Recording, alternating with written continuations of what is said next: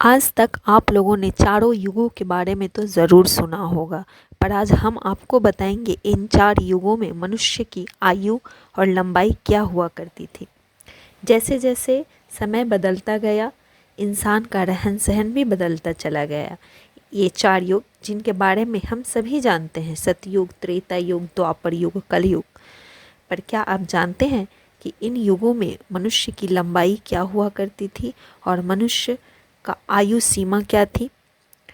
तो चलिए जानते हैं। सतयुग। सतयुग में मनुष्य की लंबाई 32 फीट हुआ करती थी। एक मनुष्य का आयु 1 लाख वर्ष हुआ करता था। इस युग में कोई पापी नहीं था।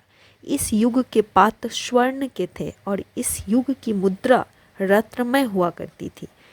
उसके बाद आता है त्रेता युग। सतयुग समाप्त होने के बाद शुरू हुआ त्रेता युग।